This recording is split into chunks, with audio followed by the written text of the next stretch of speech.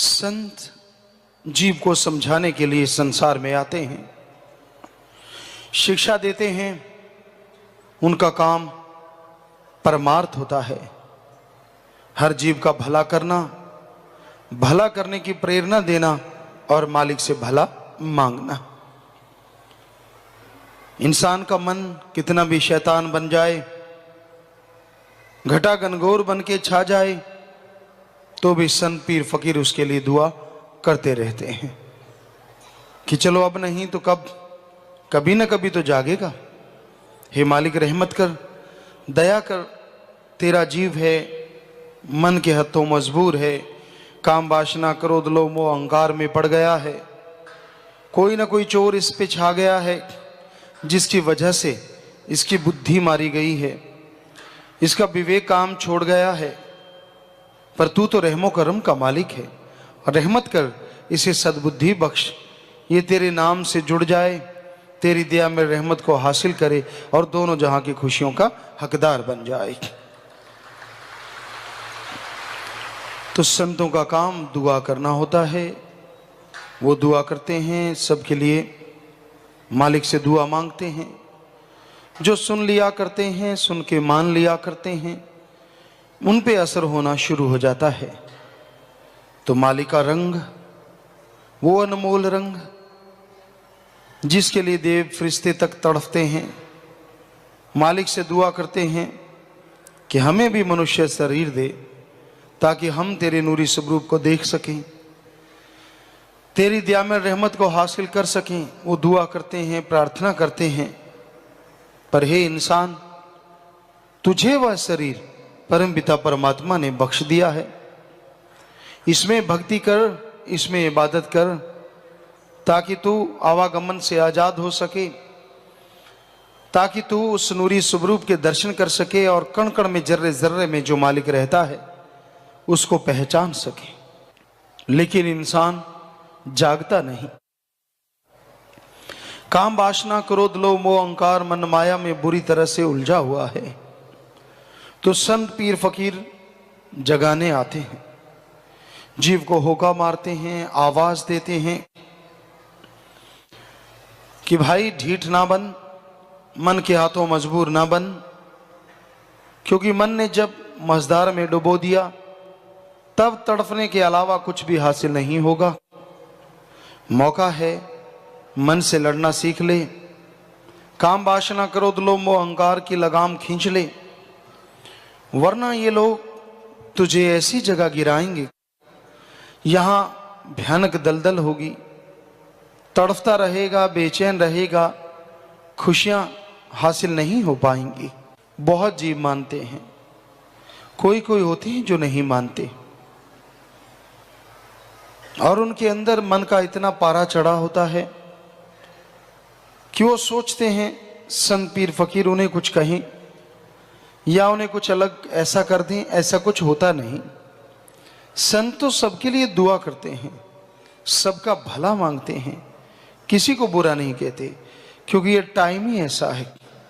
बुरे को भी बुरा कह दो, खाने को आता है, किसी का भी भला कर दो, उल्टा पड़ता है, क्योंकि यह घोर कलयुग है। इसलिए संत सत्संग में तो सबको समझाते रहते हैं, पर यह नहीं है कि किसी अकेले को देख के कई लोग ऐसा दिखाते हैं कि हम वचन नहीं मानते, हम ये नहीं करते। तो आपके अपने कर्म हैं, इसमें संत क्या कर सकते हैं। ना मानो भाई, मर्जी आपकी, जब भोगोगे तब भी फिर मर्जी आपकी। कोई जरूरी थोड़ा ही ना होता है कि आप पे कोई असर होने वाला है, क्या पता किस पे कब, जिसकी वजह से आपका वो हाल हो जो आप सोचा भी ना हो, क्या पता उसकी न्याय की तलवार कब चल जाए। तो संत किसी से कोई पर्सनल दुश्मनी नहीं रखते, कोई संतों का किसी से बद्दुआ देने का कोई मतलब नहीं होता, लेकिन वो बताते जरूर हैं कि ऐसे कर्म करने से ये फल मिलने वाला है। अब डॉक्टरों के पास जाओगे तो क्या डॉक्टर बताएंगे नहीं कि ये टेबलेट ले लो भाई, केरोसिन ले लो, फला ले लो, बुखार उतर जाएगा, एबल ले लो, नजला कुछ देर के लिए थम जाएगा, एलर्जी रुक जाएगी।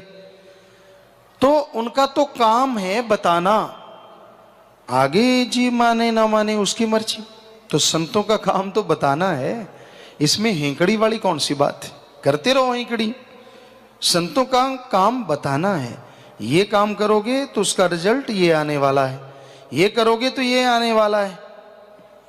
अब उसको अगर बद्दुआ समझ लो तो आपकी मर्जी, उसको दुआ समझ लो तो शायद आपकी अच्छी बात है, क्योंकि वो एक दुआ ही होती है जो आपको आगाह करते हैं। माँ बाप बच्चे को रोकते हैं ना, कुएं में मत पड़, ये थोड़ा ना कहते हैं कि कुएं में पड़ जा, रोकते हैं बेटा इधर मत जा, आग लगी पड़ी उधर हाथ मत देख, सांप घूम रहा बेटा उधर मत जा। अब बेटा अगर कहे कि मैं तो जाऊंगा तो डसेगा ही नाग, जलाएगी आग। तो उसी तरह अगर वो बच्चा मान ले तो उसके लिए वो वरदान हो गया। उसी तरह भाई संत तो बताते हैं, ऐसे कर्म करोगे तो ये होने वाला है और जरूर होगा, कोई टाल नहीं सकता। आपकी हेंकड़ी, आपकी अकल, आपकी चतुराई धरी धराई रह जाएगी। कहते ना एक बगुला दरिया के किनारे बैठा हुआ था, वो जीव को पकड़ता, कभी ऊपर उछाल देता अहंकार में, कभी पकड़ लेता पानी में डुबो देता, फिर उसकी जान आती, छोटी मछली छोटा जीव, फिर उछाल देता, कलोल कर रहा था। जो आजकल कई लोग मन के हाथों मजबूर होकर कलोल नहीं करते हैं, दिखाते हैं कि मैं कलोल कर रहा हूं।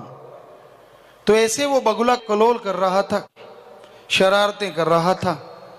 अचानक काल का या संदेशवाहक कह लीजिए या काल रूपी बाज ऐसा झपटा मारा, समेत उस जीव के बगुले की गर्दन पल में मरोड़ दी। वो तड़फता रहा, व्याकुल हो गया, उसके पंजे में फंस के वो उड़ा के ले गया। तो ऐसे ही अगर बुरे कर्म करते रहोगे, सत्संग में आके अपने आप को ये साबित करना चाहोगे कि मैं किसी की मानता नहीं, तो उसका बाज पता नहीं कब आन पड़े, सारी केलें सारी खेलें भूल जाओगे। अरे आप कहते हो मैं ये मैं वो, होश नहीं रहेगी, क्योंकि ये घोर कलयुग है। तो मालिक के समझाने का तरीका भी फिर उसका अपना है। इसलिए हम तो आपको हाथ जोड़ के विनती कर सकते हैं, क्योंकि आप अपनी मर्जी के मालिक हैं, आप किसी के गुलाम थोड़े ना हैं। हाथ जोड़ के विनती कर सकते हैं, बाज आ जाओ, छोड़ दो बुरे कर्म, छोड़ दो मनमते, क्योंकि उसका बाज बड़ा भयानक है। मर्जी आपकी है, बताना हमारा फर्ज है। क्योंकि जो कहा करते थे देख लेंगे देखेंगे फलां होगा, उनका हाल बड़ा बुरा हुआ। तौबा की तो मालिक रहमत करते हैं, इसलिए तौबा करनी ही ना पड़े, क्योंकि सब कुछ गवा के तौबा करी तो क्या करी। तो पहले ही तौबा करो, छोड़ दो बुराइयों को, छोड़ दो बुरे कर्मों को, क्योंकि बुरे कर्मों का फल बुरा जरूर होगा। टाइम लग जाता है, समय लग जाता है, लेकिन भोगना पड़ता है। इसलिए अच्छे नेक कर्म करो, भले कर्म करो, परमार्थ करो, सुमरन करो, मालिक से मालिक को मांगो, और परमार्थ करने वालों का साथ करो, संग करो। जो सेवा करता है, जो उसका साथ देते हैं, वही सच्चे रिश्तेदार होते हैं, वही सच्चे दोस्त मित्र होते हैं। अगर आप परमार्थ करते हो, सेवा करते हो, भले कर्म करते हो, आपको कोई आके रोकता है, आपको कोई टोकता है, वो आपका मित्र नहीं, असली दुश्मन है, जो मित्र बन के आपको धोखा दे रहा है। एक बार एक फकीर था, वो किसी शहर में गया तो पूछने लगा, भाई यहां सबसे ज्यादा धर्मात्मा राम नाम में सबसे आगे वाला कौन है? कौन है जो सबसे मालिक से प्यार करने वाला है? कोई ऐसा संत, कोई ऐसा मालिक का नाम लेने वाला भक्त, कोई तो नाम बताओ। तो उन्होंने किसी शाहूकार का नाम बताया कि फलां शाहूकार है, कारोबार भी अच्छा है, बाल बच्चे भी हैं। तो कहने लगे कितने बच्चे हैं? कहता चार बेटे हैं। कहता फिर भी भक्त है? कहते हाँ जी, घर गृहस्थ में रहता भी भक्त है। कहने लगे ठीक है। वो शाहूकार कि पास गया पूछते पछाते, शाहूकार अपनी दुकान में बैठा था। तो उस महात्मा ने जाके पूछा, जो कि फकीर था, इतना पहुंचा हुआ नहीं था, कि आप फला महात्मा हैं? कहने लगा, जी अहो भाग्य है, महात्मा तो आप हैं, मैं तो एक छोटा सा एक दुकानदार हूं, आप मेरी दुकान पे पधारे हैं, मेरे अहो भाग्य। कहने लगा, महात्मा को थोड़ा अहंकार आ गया, ये तो मेरे को इतना बोल रहा है। कहने लगा, आपके बेटे कितने हैं? कहने लगा, 2 बेटे हैं। महात्मा को गुस्सा आ गया, बड़ा गुस्सा आया कि मैं पूछ के आया हूं, इसके तो 4 बच्चे हैं और ये कह रहा 2 बच्चे हैं। गुस्सा आ गया, कहता तू झूठा है, पाखंडी है, कोई राम नाम लेने वाला नहीं, ये वो जो मुंह में आया बकता गया। क्योंकि आदमी जब अहंकार और मन के घोड़े पे सवार होता है ना, बड़ा अनाप शनाप बोलता है। जब क्रोध आ जाता है, अगला पिछला कुछ भी देखता नहीं, फिर जो मुंह में आ गया दाड़ दाड़ दाड़ दाड़। तो वो शाहूकार चुप बैठा रहा, वो फकीर बोलता रहा, कुछ बोलने के बाद जाने लगा, मैं जा रहा हूं, मुझे कोई मतलब नहीं। कहने लगा, बात तो बता, तुझे क्या हो गया? कहने लगा, आपके बेटे तो 4 हैं, मैं पूछ के आया हूं, और आप कह रहे हैं कि 2 हैं, आप झूठ बोल रहे हैं। तो वो शाहूकार मुस्कुराया, कहता फकीर बैठ गया। कहता बेटे तो मेरे 4 हैं, लेकिन 2 को तो मैं मरा हुआ मानता हूं। कहने लगा, क्यों? कहता जब भी राम नाम की बात आती है, अल्लाह मालिक की बात आती है, परमार्थ की बात आती है, वो गाली गलौज करते हैं। 2 बेटे मेरे ऐसे हैं जो मेरा साथ ही नहीं देते, बल्कि राम नाम में मेरे साथ जाके सत्संग सुनते हैं, संतों के वचनों पे अमल करते हैं, उनकी वजह से मैं सुखी हूं और सतगुरु को मानने वाला हूं। जब ये बात सुनी तो फकीर नीचा हो गया कि वाकई ये तो वाकई बहुत अच्छे भक्त हैं, महात्मा हैं, मैं तो ऐसे अहंकार कर रहा था, हकीकत तो यही है। तो यार दोस्त भक्तों, साथ संगत जी वही है, रिश्ता नाता वही है जो राम नाम में आपका साथ दे। क्योंकि राम नाम में कोई बुराई नहीं है, जो भी कोई राम नाम में चलता है, अच्छाई नेकी में चलता है, उसका नाम अमर हुआ है, हो रहा है और हमेशा होता रहेगा। लोग उसके नाम की जय जयकार करते हैं, लोगों के दिलो दिमाग में उनका नाम बसा हुआ है, और वो खुद अपनी आत्मा का रक्षक होता है, आवागमन से आजाद होता है और कुलों का उद्धार कर देता है। जो निंदक बन जाते हैं, जो पाप कर्म करते हैं, कोई भी धर्म ले लो, कोई भी पवित्र ग्रंथ ले लो, उसमें लिखा पड़ा है उनका वो हश्र होता है कहने सुनने से परे। हम किसी का नाम नहीं लेंगे। कोई यहाँ पे एक सज्जन आए थे, एक परिवार आया था, मालिक से दुआ तो की कि वो ठीक हो जाए, शायद मालिक ने रहमत की हो। तो उसके परिवारों ने आज से 300-400 साल पहले, 500 साल पहले किसी पूर्ण गुरु की निंदा की थी, और उनका हश्र ये हुआ कि उनके लोग आप अब तक देखो 400-500 साल हो चुके, अब तो हो सकता है बेपरवाह जी ने रहमत कर दी हो, कुछ कह नहीं सकते। जितने भी उनके परिवार के लोग होते हैं, चाहे लड़के लड़कियां कोई भी, पागल होते हैं, फिर उनका हाल बीमार होते हैं, मसल डेड होते हैं, और फिर उनकी मौत होती है। आप क्या समझते हैं? आप हेंकड़ी जमाते हैं, ये कर ले मेरा क्या कर लेगा? वो राम है, तेरे जैसे अरबों को बनाने वाला है। अगर तू उसके किसी भक्त की, फकीर की निंदा करता है, फकीर कुछ नहीं करेंगे, उन्होंने तो दुआ करनी है। पर अगर जिसके अहंकार के बूते पे तू उछल कूद रहा है, तो फकीरों का भी कोई खसम है, भक्तों का भी कोई खसम है। वो तो देख रहा है ना कि मेरे बच्चे को, मेरी औलाद को ये बिना वजह इतना कुछ कर रहा है, फिर कुलों का ऐसा बुरा हश्र होता है। और आज के युग में तो हाथों हाथ जीव को पता चलता है कि भाई तूने ऐसा किया और ऐसा हो रहा है। बहुत लोग ऐसे बाद में मुआफ़ी मांगते हैं, बुरा कर्म करके, गुनाह करके पश्चाताप करते हैं, फिर भी बेहतर है कि वो जाग जाते हैं और तौबा कर देते हैं कि मैंने बुराई छोड़ दी, तो उनका मालिक उद्धार जरूर कर देते हैं। वो बख्शनहार भी है। जीव सच्चे दिल से कबूल कर ले, तौबा कर ले, तो उसके सारे पाप कर्म काट भी देता है। पर जो कोड़ किरले की तरह गर्दन अकड़ के रखते हैं ना, मेरा क्या कर लेंगे, मेरा ये मेरा वो, तो भाई फिर पता नहीं होता ट्रैक्टर के पीछे डिस्क है कितने टुकड़े हो जाएं। हम ये नहीं कहते कि हम कोई बद्दुआ दे रहे हैं, हम तो कर्मों का नतीजा, रिजल्ट बता रहे हैं। जैसे कर्म करोगे फल भोगना ही है।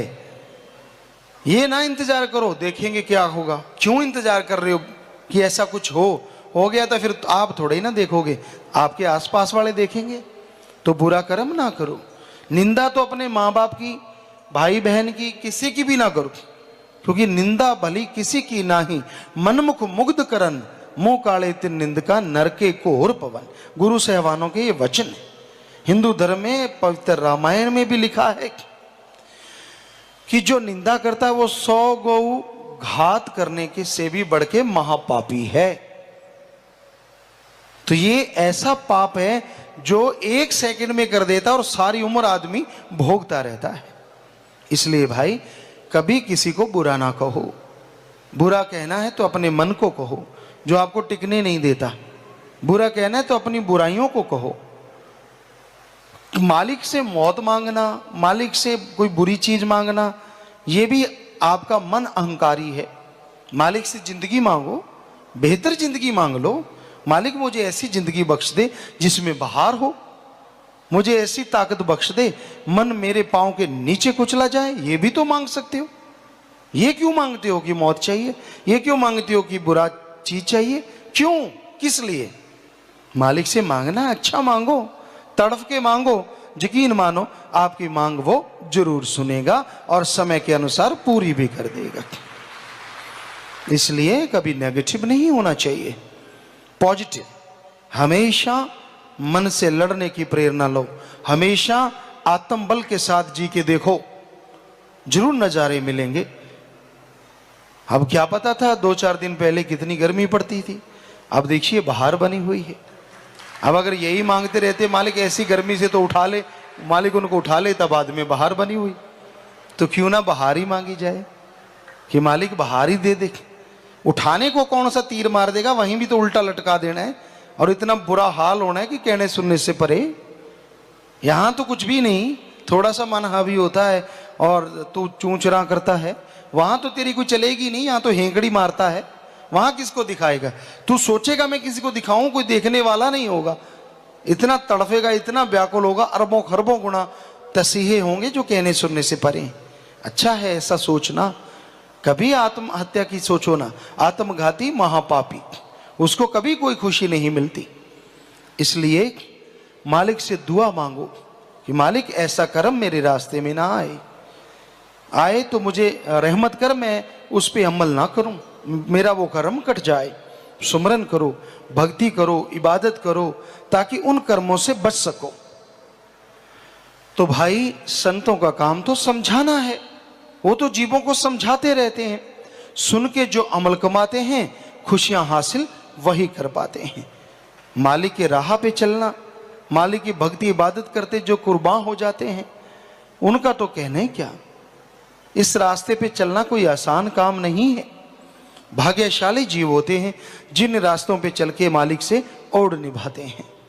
तो भाई अपने अहंकार को लगाम दो, कहीं ऐसा ना हो कि आप वैसे ही रहो और आपके वो प्यारे जिनसे आप बेइंतहा मोहब्बत करते हैं आपका साथ छोड़ दें, या कुछ ऐसा हो जिससे आपको वो तकलीफ हो, कोई ऐसा कर्म आप पे पड़े कि आप लाचार हो जाओ, अपंग हो जाओ और वो हश्र हो जो कभी आपने कल्पना भी ना की हो। तो ऐसा कर्म मालिक लाए ना किसी पे, यही मालिक से दुआ है। लेकिन आप पाप कर्म ना करो, बुरे कर्म ना करो। सत्संग में अगर कोई चल के आता है तो दीनता धारण करो। यहां बहुत लोग आते हैं अहंकार में डूबे हुए, तरह तरह के ख्याल, जिनको नहीं पता उनका तो ये होता है, पर जिसको पता है, हाथ में दीपक कुएं पड़े, पता है कि ऐसा नहीं करना चाहिए, जानबूझ के करेगा तो भरेगा भाई। फिर रोका कैसे जा सकता है? रोकने का तो एक ही तरीका है, तौबा कर ले कि मालिक मैं आइंदा ऐसा कर्म नहीं करूंगा, बुरे कर्म नहीं करूंगा। सच्चे दिल से तौबा कर लेगा तो बच सकता है, वरना हशर ऐसा होता है कहने सुनने से परे। सो आपसे प्रार्थना है, बुरे कर्म छोड़ दो, बुरी सोच छोड़ दो, ना करो ऐसा। क्या मिलता है ऐसा करने से? मांगना है तो मालिक से मालिक को मांगो, मांगना है तो परम शांति मांगो, मांगना है तो परम मुक्ति मांगो।